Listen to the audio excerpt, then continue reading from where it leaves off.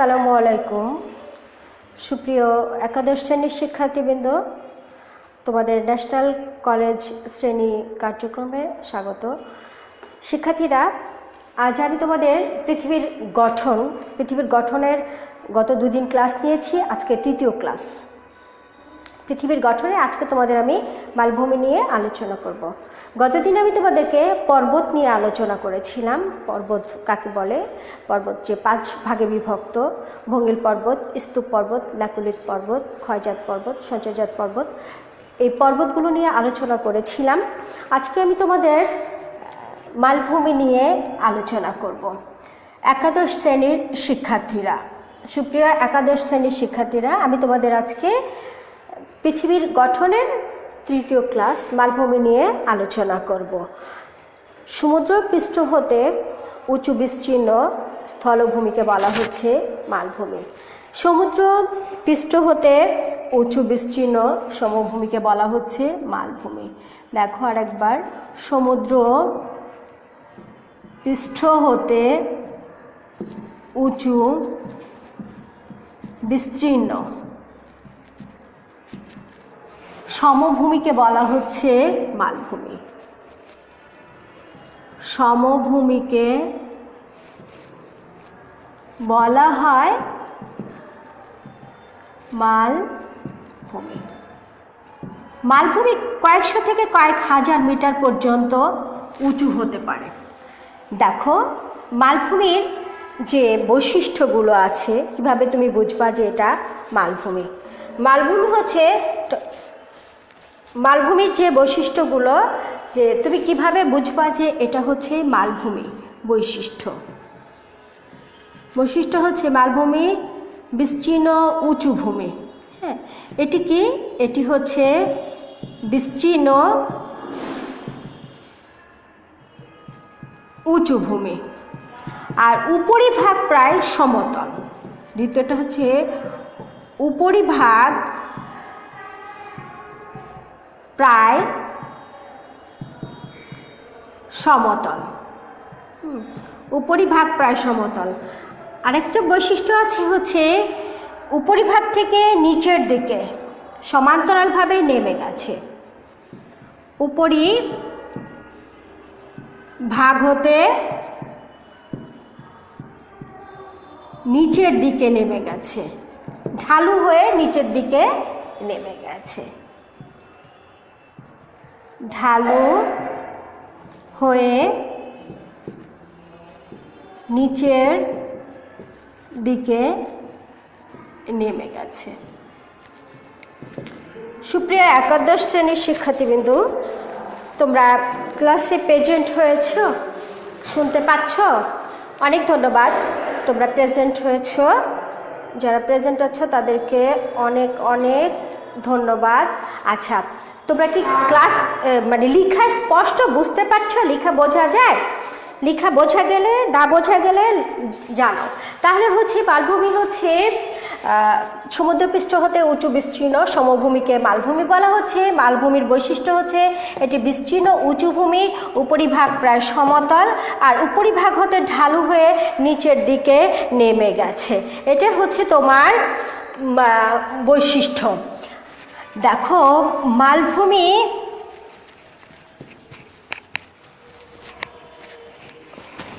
তোমার সৃষ্টির কারণ। মালভূমি সৃষ্টির কারণ। মালভূমি সৃষ্টির কারণ। দেখো কেন, কিভাবে, কোন কারণের উপরে ভিত্তি করে মালভূমির সৃষ্টি হচ্ছে? ভূ আলোড়ন ও পাত সঞ্চালন। ভূ আলোড়ন ও পাত সঞ্চালন। আমরা কিন্তু বলেছিলাম যে পৃথিবী কতগুলো পাতের সমন্বয়ে গঠিত, মহাদেশীয় এবং মহাসাগরীয়। আর ভূমির মধ্যে আলোড়নের সৃষ্টি হয়। আলোড়নগুলো যেমন দেখো, ভূমিকম্প হয়, আগ্নেয়গিরির অগ্ন্যুৎপাত হয়। এই সমস্ত আলোড়নের ফলে বা এই যে পাতগুলো আছে, এই পাতগুলোর নিচে যে তরল ম্যাগমাগুলো আছে, এই ম্যাগমাগুলোর মধ্যে তোমার যখন পরিচলন স্রোতের সৃষ্টি হয় তখন পাতগুলো নড়াচড়া করে বা পাতগুলোর মধ্যে বিক্রিয়া ঘটে, সেই সময় হচ্ছে তোমার মালভূমি, সমভূমি বা পর্বতের সৃষ্টি হয়ে থাকে। তাহলে পাত সঞ্চালন ও ভূ আলোড়ন। তারপরে ভূপৃষ্ঠের ক্ষয় প্রক্রিয়া। ভূপৃষ্ঠটা বিভিন্ন প্রাকৃতিক শক্তির দ্বারা ক্ষয়প্রাপ্ত হয়, তাই না? ভূপৃষ্ঠের ক্ষয় প্রক্রিয়া, বিভিন্ন প্রাকৃতিক শক্তির দ্বারা ভূপৃষ্ঠ প্রতিনিয়ত ক্ষয়প্রাপ্ত হয়। এই ক্ষয়প্রাপ্ত পদার্থগুলো সঞ্চিত হয়েও তোমার মালভূমির সৃষ্টি করে। আর হচ্ছে লাভা সঞ্চয়। লাভাটা কি তোমার ভূ অভ্যন্তরভাগে গলিত ম্যাগমা বা লাভা আছে। এই লাভাগুলো যখন অভ্যন্তরভাগে কোনো বিক্রিয়া ঘটার ফলে ভূ অভ্যন্তরের ফাটল বা আগ্নেয়গিরির জ্বালামুখ দিয়ে এই লাভাগুলো উপরে উঠে আসে এবং সেটা সঞ্চিত হয়ে ঠান্ডা হয়ে হচ্ছে ভূমিরূপের সৃষ্টি করে থাকে। এভাবে মালভূমির সৃষ্টি হয়ে থাকে। তাহলে তোমরা পেয়েছো হচ্ছে মালভূমির বৈশিষ্ট্য, মালভূমির সৃষ্টির কারণ। এবার দেখবা হচ্ছে মালভূমির শ্রেণী বিভাগ। ভূ আলোড়ন এবং পাত সঞ্চালনের ফলে ভূ আলোড়ন এবং শিলাসমূহের অঙ্গসংস্থানের বৈশিষ্ট্যের ফলে মালভূমিকে কতিপয় শ্রেণীতে বিভক্ত করা হয়েছে। মালভূমির শ্রেণী বিভাগ। ভূ আলোড়ন এবং মালভূমির শ্রেণীবিভাগ কিভাবে করা হয়েছে? ভূ আলোড়ন এবং মালভূমি গঠনকারী শিলাসমূহের অঙ্গসংস্থানের বৈশিষ্ট্যের উপর ভিত্তি করে। তাহলে ভূ যে আলোড়ন হয়, এই ভূমির আলোড়ন এবং মালভূমি যে গঠনকারী শিলাগুলো আছে, এই শিলাসমূহের অঙ্গসংস্থানের উপর ভিত্তি করে মালভূমিকে কতিপয় শ্রেণীতে বিভক্ত করা হয়। একটা হচ্ছে সমভূমি উন্নীত মালভূমি। সমভূমি উন্নীত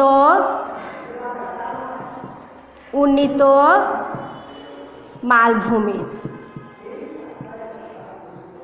সমভূমি উন্নীত মালভূমি। তাহলে কি হচ্ছে তোমার পাত মানে ভূমি গঠনকারী বা গঠন প্রণালী ও মালভূমির গঠনকারী শিলাসমূহের অঙ্গসংস্থানের উপর ভিত্তি করে মালভূমিকে কতিপয় শ্রেণীতে ভাগ করা হয়। হ্যাঁ, সেটার একটা হচ্ছে সমভূমি উন্নীত মালভূমি। সমভূমি উন্নীত মালভূমি, লাভা গঠিত মালভূমি, ক্ষয়জাত মালভূমি। সমভূমি উন্নীত মালভূমি, লাভা গঠিত মালভূমি। 3 হচ্ছে ব্যবচ্ছিন্ন মালভূমি। তারপরে হচ্ছে তোমার তির্যক মালভূমি এবং ক্ষয়জাত মালভূমি, ব্যবচ্ছিন্ন মালভূমি এবং তির্যক মালভূমি। তাহলে সমভূমি উন্নীত মালভূমি, লাভা গঠিত মালভূমি, ক্ষয়জাত মালভূমি,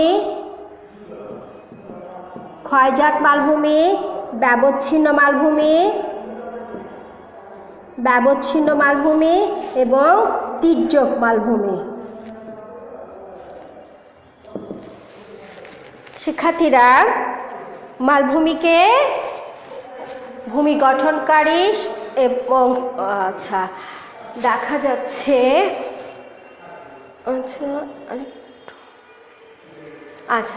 সমভূমি উন্নীত মালভূমি, লাভা গঠিত মালভূমি, ক্ষয়জাত মালভূমি, ব্যবচ্ছিন্ন মালভূমি এবং তির্যক মালভূমি। মালভূমিকে এই কয়টা শ্রেণীতে বিভক্ত করা হয়েছে। দেখো সমভূমি উন্নীত মালভূমিটা কি? সমভূমি উন্নীত মালভূমিটা কি দেখো, তোমার ভূ আলোড়নের ফলে, যখন ভূ আলোড়ন হয়, ভূ আলোড়নের ফলে এবং পাত সঞ্চালনের ফলে, ভূ আলোড়ন ও পাত সঞ্চালনের ফলে ভূপৃষ্ঠের মধ্যবর্তী স্থান অপেক্ষাকৃত উঁচু হয়ে যে সমভূমির সৃষ্টি করে। কখন? ভূ আলোড়ন এবং পাত সঞ্চালনের ফলে ভূ আলোড়ন এবং পাত সঞ্চালনের ফলে ভূমির মধ্যবর্তী স্থান দেখা যাচ্ছে যে পার্শ্বচাপের ফলে ভূমির মধ্যবর্তী স্থান অপেক্ষাকৃত উঁচু হয়ে যে মালভূমিটার সৃষ্টি করে থাকে তাকে বলা হচ্ছে ব্যবচ্ছিন্ন মালভূমি। তাহলে এই ভূমিটা কিন্তু বিভিন্ন প্রকারের উপাদানে, এটা হচ্ছে রাসায়নিক পদার্থ বলো, শিলা বলো, বিভিন্ন প্রকারের উপাদানে গঠিত। তাহলে যখন ভূ আলোড়ন হয় বা পাত সঞ্চালন হয় তখন ভূমির মধ্যবর্তী স্থান উঁচু হয়ে যে এটা হচ্ছে মালভূমি, আর এটা হচ্ছে ভূপৃষ্ঠ, এটা হচ্ছে ভূপৃষ্ঠ, হ্যাঁ ওটা মালভূমি, এটা হচ্ছে ভূপৃষ্ঠ। এই ভূপৃষ্ঠের মধ্যবর্তী স্থান দেখা যাচ্ছে যে উঁচু হয়ে যে মালভূমির সৃষ্টি করছে তাকে বলা হচ্ছে সমভূমি উন্নীত মালভূমি। যেমন তিব্বত মালভূমি, আলতোনিয়া মালভূমি, বলিভিয়া মালভূমি, এগুলো হচ্ছে সমভূমি উন্নীত মালভূমি। ইরান মালভূমি, এগুলো হচ্ছে সমভূমি উন্নীত মালভূমি। কি কি? ইরান, তোমরা উদাহরণগুলো খেয়াল করবা, ইরান মালভূমি, তারপর হচ্ছে আলাতোনিয়া মালভূমি,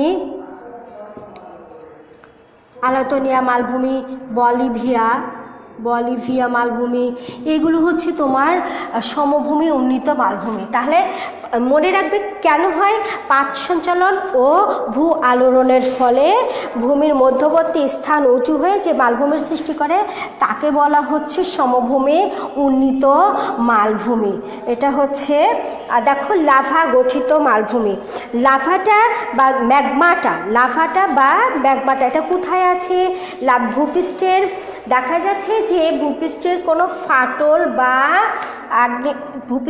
ফাটল বা আগ্নেয়গিরির ফলে ভূ অভ্যন্তরভাগে যে ম্যাগমা জমাট আছে বা লাভা জমাট আছে, এই লাভাগুলো কোনো ফাটল বা বিস্ফোরণের ফলে উপরে এসে তোমার এটা ঠান্ডা হয়ে জমাটবদ্ধ হয়ে যে মালভূমির সৃষ্টি করে সেটাকে বলা হচ্ছে লাভা গঠিত মালভূমি। লাভাগুলো ভূ অভ্যন্তরের মধ্যে সঞ্চিত আছে এবং উত্তপ্ত অবস্থায় আছে। এই লাভাগুলোর মধ্যে যখন বাষ্পের সৃষ্টি হয় বা হচ্ছে তোমার যখন বিস্ফোরিত হলে ভূমির কোনো ছিদ্রপথ বা ফাটলের মধ্য দিয়ে দ্রুত বেগে উপরে উঠে এসে সেটা তোমার তাপ বিকিরণ করে শীতল হয়ে তোমার মালভূমি সৃষ্টি করে থাকে। এই জাতীয় মালভূমিকে লাভা গঠিত মালভূমি বলা হয়ে থাকে। এই লাভা গঠিত মালভূমি কোনটা? দেখো, ভারতের দক্ষিণাত্যের মালভূমি, দক্ষিণ আমেরিকার কলম্বিয়া মালভূমি, আমেরিকার যুক্তরাষ্ট্রের কলোরাডো মালভূমি। তাহলে ভারতের দাক্ষিণাত্যের মালভূমি, দক্ষিণ আমেরিকার মালভূমি এবং আমেরিকার যুক্তরাষ্ট্রের কলোরাডো মালভূমি হচ্ছে লাভা গঠিত মালভূমি। দেখো, ভারতের দাক্ষিণাত্যের যে কৃষ্ণময় মৃত্তিকা, যেটা লাভা গঠিত মালভূমি, লাভাটা খুব উর্বর প্রকৃতির হয়ে থাকে এবং এইটাতে তোমার ফসল খুব ভালো হয়। ভারতের দাক্ষিণাত্যের যে লাভা গঠিত মালভূমি আছে, এই মালভূমিতে কার্পাস বয়ন শিল্প গড়ে উঠেছে এবং ওখানে এই কার্পাস বয়ন শিল্পের উপর ভিত্তি করে কাপড় মানে সুতা তৈরির কারখানা আছে, এই কাপড় তৈরির কারখানা আছে। তাহলে লাভা গঠিত মালভূমি হচ্ছে ভূ আলোড়ন বা পাত সঞ্চালনের ফলে ভূ অভ্যন্তরভাগে সঞ্চিত লাভা ভূপৃষ্ঠের কোনো ফাটল বা ছিদ্রপথ দিয়ে উপরে উঠে এসে ঠান্ডা হয়ে যে মালভূমিটা গঠন করে সেটাকে বলা হচ্ছে লাভা গঠিত মালভূমি। দেখো, এটা হচ্ছে ভারতের দাক্ষিণাত্যের মালভূমি, দক্ষিণ আমেরিকার কলম্বিয়া মালভূমি এবং আমেরিকার যুক্তরাষ্ট্রের কলোরাডো মালভূমি। ক্ষয়জাত মালভূমি, দেখো যে কোনো উঁচু পার্বত্য অঞ্চল বা পূর্বে গঠিত কোনো প্রাচীন ভূখণ্ড, কোনো উঁচু পার্বত্য অঞ্চল বা প্রাচীন কোনো ভূখণ্ড বিভিন্ন প্রাকৃতিক শক্তি দ্বারা ক্ষয়প্রাপ্ত হয়ে এই ক্ষয়িত পদার্থগুলো সঞ্চিত হয়ে যে মালভূমির সৃষ্টি করে। এখানে প্রাকৃতিক শক্তিগুলো হচ্ছে সৌরতাপ, হ্যাঁ, সৌরতাপ, সৌরতাপ মানে সূর্যতাপ। তারপরে হচ্ছে হিমবাহ, হিমবাহ মানে হচ্ছে বরফ গলা পানি, সৌরতাপ, হিমবাহ। তারপরে হচ্ছে নদী, বায়ু প্রবাহ, বায়ু মানে বাতাস, বায়ু প্রবাহ, লোয়েস, বায়ু প্রবাহের ফলে লোয়েস হচ্ছে সঞ্চিত হয়। লোয়েস হচ্ছে ধুলাবালিগুলা। তাহলে কোনো প্রাচীন ভূখণ্ড বা পূর্বে গঠিত কোনো উঁচু পার্বত্য অঞ্চল যখন বিভিন্ন প্রাকৃতিক শক্তির দ্বারা ক্ষয়প্রাপ্ত হচ্ছে, ক্ষয়প্রাপ্ত হয়ে এই ক্ষয়িত অংশগুলো সঞ্চিত হয়ে যে মালভূমির সৃষ্টি করে থাকে তাকে বলা হচ্ছে ক্ষয়জাত মালভূমি, তাকে বলা হচ্ছে ক্ষয়জাত মালভূমি। তোমরা দেখতে পাচ্ছ? আচ্ছা,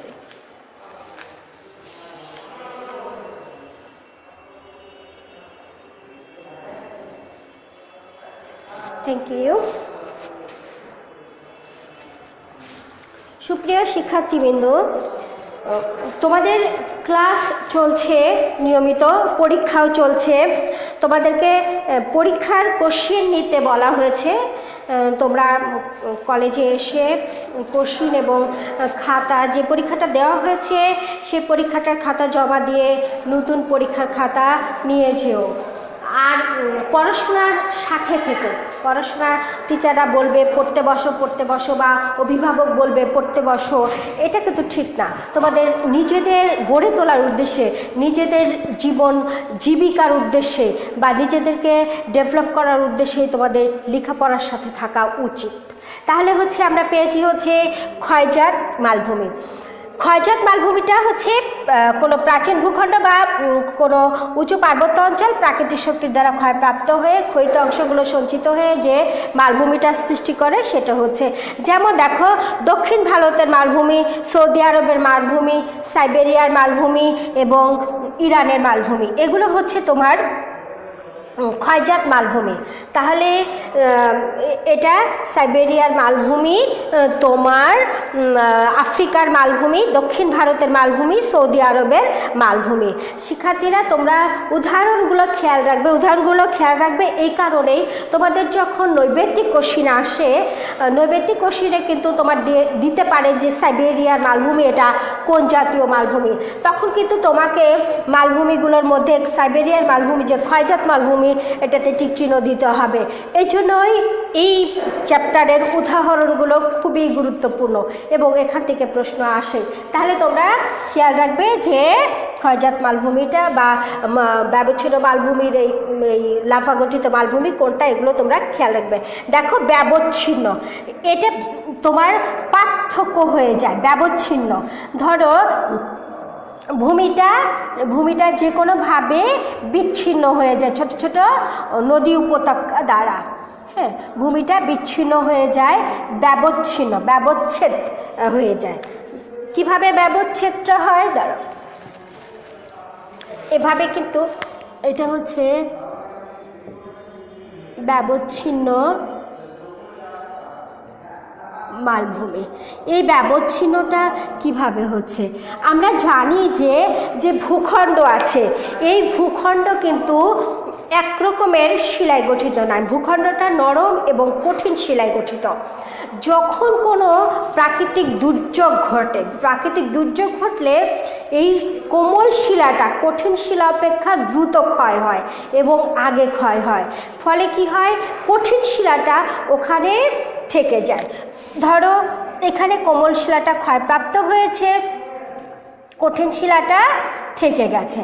তাহলে এই যে ভূপৃষ্ঠটা বা ভূখণ্ডটা আছে, এই ভূখণ্ডটা কঠিন এবং নরম শিলায় গঠিত।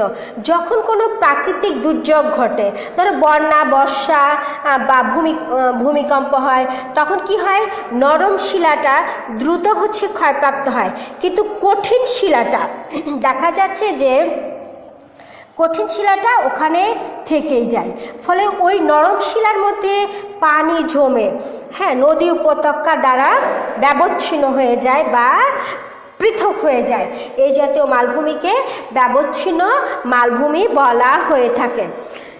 ধরো ছোট ছোট নদী উপত্যকা দ্বারা এটা আলাদা হয়ে যাচ্ছে, এগুলোকে বলা হচ্ছে ব্যবচ্ছিন্ন মালভূমি। এটা হচ্ছে যুক্তরাষ্ট্রের স্কটল্যান্ড এই ব্যবচ্ছিন্ন মালভূমি, আমেরিকা যুক্তরাষ্ট্রের স্কটল্যান্ড এই ব্যবচ্ছিন্ন মালভূমি। তাহলে ব্যবচ্ছিন্ন মালভূমিটা শোনো, যখন কোনো প্রাকৃতিক দুর্যোগ দ্বারা ভূপৃষ্ঠ ক্ষয়প্রাপ্ত হয় তখন কি হচ্ছে, কোমল শিলা কঠিন শিলা স্তর অপেক্ষা দ্রুত ক্ষয় হচ্ছে এবং এটা কঠিন শিলাটা থেকে যাচ্ছে, ফলে কোমল শিলা স্তরের মধ্যে পানি জমাট হয়ে ছোট ছোট নদী উপত্যকা দ্বারা এটা পৃথক হয়ে যায়, একে বলা হচ্ছে ব্যবচ্ছিন্ন মালভূমি। যুক্তরাষ্ট্রের স্কটল্যান্ড হচ্ছে এই ব্যবচ্ছিন্ন মালভূমি, যুক্তরাষ্ট্রের স্কটল্যান্ডটা হচ্ছে ব্যবচ্ছিন্ন মালভূমি। শিক্ষার্থীরা দেখো, তির্যক মালভূমি, তির্যক হেলান প্রকৃতির, তির্যক আকারে। ধরো এই বিশাল কোনো বিশাল ভূখণ্ড যখন কাত হয়ে যাচ্ছে বা হেলান হয়ে যাচ্ছে, তখন দেখা যাচ্ছে যে তির্যক আকারের ভূখণ্ডের সৃষ্টি করছে। কোনো বড় কোনো ভূখণ্ড বা শিলাখণ্ড দেখা যাচ্ছে যে ভূ আলোড়নের ফলে বিশাল কোনো শিলাখণ্ডের যখন অবস্থানটা কাত হয়ে গেলে এই তির্যক আকারে অবস্থান করে, এই মালভূমিটাকে বলা হচ্ছে তির্যক মালভূমি। তির্যক মালভূমির এক পাশ কাত হয়ে যায় বা অন্য পাশটা উঁচু হয়ে যায়। তাহলে কোনো ভূখণ্ড যখন ভূ আলোড়নের ফলে এক সাইড কাত হয়ে যায় বা হেলে যায়, অন্যদিকে দেখা যাচ্ছে যে উঁচু হয়ে যায়, এগুলো কিন্তু বিভিন্ন শিলাখণ্ড ভূখণ্ডের মধ্যে বিভিন্ন প্রকারের পদার্থ মিশ্রিত অবস্থায় আছে। পানি, বালি, কাকর, কাদা, এটা অনেক রাসায়নিক পদার্থ দ্বারাও এই তোমার ইয়েগুলা তির্যক। তাহলে কোনো উঁচু ভূমি যখন প্রাকৃতিক ভূ আলোড়নের ফলে এক পাশ কাত হয়ে যায়, তখন কি হচ্ছে, অন্য পাশটা উঁচু হয়ে যায়। এই প্রকার মালভূমিগুলোকে তির্যক মালভূমি বলা হয়ে থাকে। যেমন পূর্ব আফ্রিকার সোমালিয়া মালভূমি, ভারতের মেঘালয়, ব্রাজিল, স্পেনের মেসেটা, এই স্পেনের মেসেটা এই মালভূমিটা কথা অনেক সময় বেশি শোনা যায় পশ্চিমে। তাহলে হচ্ছে তির্যক মালভূমি হচ্ছে প্রাচীন যে ভূখণ্ডটা আছে, এটা ভূ আলোড়নের ফলে অনেক সময় এক পাশ কাত হয়ে অবস্থান করে, এর ফলে যে মালভূমির সৃষ্টি হয় তাকে বলা হচ্ছে তোমার তির্যক মালভূমি। তাহলে আমরা মালভূমিগুলো পেয়েছি হচ্ছে সমভূমি, উন্নীত মালভূমি, লাভা গঠিত মালভূমি, ক্ষয়জাত মালভূমি, ব্যবচ্ছিন্ন মালভূমি, তির্যক মালভূমি। এছাড়াও মালভূমির অবস্থানের উপর বা শিলার গঠনের উপরে মালভূমিটাকে আরও 3টা ভাগে ভাগ করা হয়ে থাকে। এছাড়াও অবস্থান অনুযায়ী মালভূমিটাকে আরও 3টা শ্রেণীতে ভাগ করা হয়ে থাকে। অবস্থান অনুযায়ী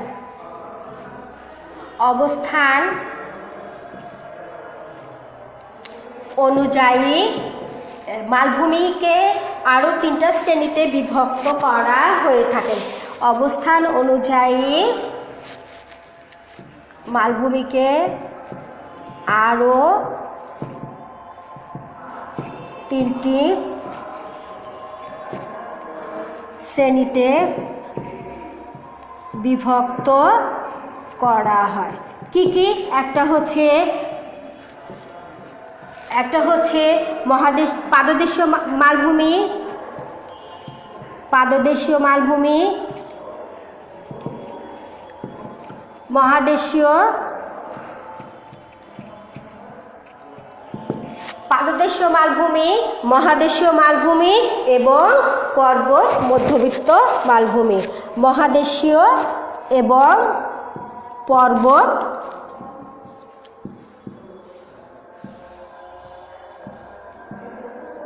মধ্যবর্তী। দেখো এখানে হচ্ছে পাদদেশ। পাদদেশ মানে আমরা জানি যে পাহাড় পর্বত থেকে ক্ষয়িত অংশ বেশি হচ্ছে প্রাকৃতিক শক্তির দ্বারা ক্ষয়প্রাপ্ত হয়। এই পাহাড়ের পাদদেশে যে ধরনের তোমার মালভূমিগুলো দেখা যায় সেটাকে বলা হচ্ছে পাদদেশীয়। মহাদেশীয়, মহাদেশে দুটো মহাদেশের মাঝখানে মধ্যবর্তী এলাকায় যে মানে মালভূমিটা গঠিত হয় তাকে বলা হচ্ছে মহাদেশীয় মালভূমি। এখানে পর্বত মধ্যবর্তী, অর্থাৎ দুটো পর্বতের মধ্যবর্তী স্থানে এই পর্বতের ক্ষয়িত পদার্থগুলো সঞ্চিত হয়ে যখন কোনো মালভূমির সৃষ্টি করে তাকে বলা হচ্ছে পর্বত মধ্যবর্তী মালভূমি। পর্বত মধ্যবর্তী মালভূমি।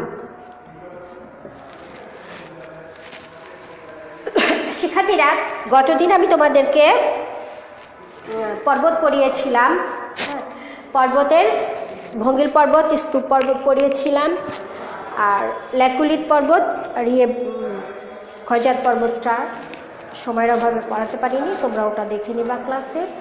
আর আজকে যে মালভূমিটা পড়ালাম, মালভূমিটাও তোমরা বইতে অবশ্যই খেয়াল করবে এবং পড়াশোনার সাথে থাকবে, নিয়মিত পড়াশোনা করবে। আগামী ক্লাসে আবার দেখা হবে, সে পর্যন্ত সবাই স্বাস্থ্যবিধি মেনে চলবে, নিজের স্বার্থে নিজের স্বাস্থ্যবিধি মেনে চলবে। আর যেহেতু নিয়মিত তোমার পরীক্ষা হবে, এই জন্য তোমাদেরকে পড়াশোনাটা চালিয়ে যেতে হবে বা পড়াশোনাটার সাথে থাকতে হবে। আজ এ পর্যন্তই, আল্লাহ হাফেজ।